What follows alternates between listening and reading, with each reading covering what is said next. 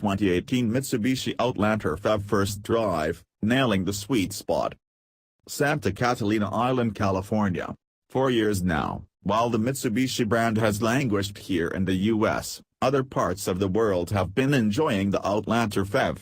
It's Europe's best-selling plug-in hybrid, and Mitsubishi has been improving on it over the years, testing it, refining the technology and punishing the vehicle in competitions like the Baja Portalegre 500 and the Asia Cross Country Rally. Now, as electric vehicles begin to gain greater acceptance, and as Mitsu turns its brand around, it will finally offer the Outlander PHEV in America at the end of this year.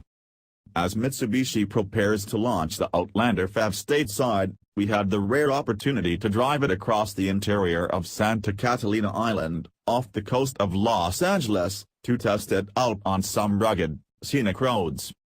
Sitting inside the Outlander PHEV, we were actually pleased with the interior. It was simple and clean, and the plastics didn't feel especially cheap.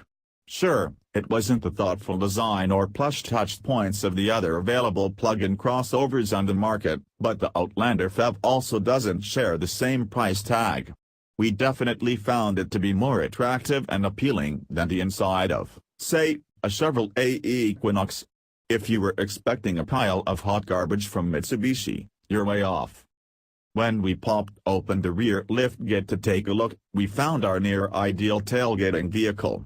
In the rear cargo area was a ton of space, a large speaker, cup holders and a standard 3-prong outlet, perfect for plugging in a slow cooker, blender, or any other appliance you could find useful at a football game or campsite. Later, when we would take a break from our drive at Catalina Island's Shark Harbor, we'd be treated to a smoothie prepared in a blender plugged into that AC outlet. If you happen to use all 12 kilowatt-hours of energy, the gas engine will fire up to serve as a generator. The Toyota 4Runner may have had the party mode button, but the Outlander PHEV would be our pick for the stadium parking lot.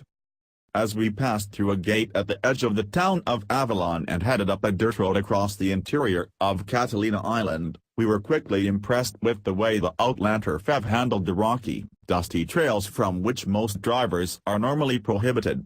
The steering feel was light but communicative, and we were really able to tell what was going on between the front wheels and the rugged surface beneath them. For green drivers, having 3 driver selectable modes available, along with various levels of regeneration, gives a sense of control. Mitsubishi took the geeky route. But for a normal customer, they just want to drive this vehicle like any other vehicle, they don't need to. It remained composed in the corners, its low center of gravity and super all-wheel control, SAWC, 4-wheel drive system minimizing roll and providing stability. It took a fair amount of effort to get this thing to give up any traction, and we weren't keen on attracting the ire of Conservancy rangers by flagrantly breaking the island's 25-mile-per-hour speed limit on blind corners to do so. The Outlander PHEV borrows those fantastic paddle shifters we loved so much in the Lancer Revolution. They serve a different purpose here, though, as this plug-in only uses a single, fixed reduction gear. Instead, the paddles adjust the strength of the regenerative braking. There are 5 levels of regen, 6 if you count the zero regen setting, allowing you to choose between coasting and something near one-pedal driving.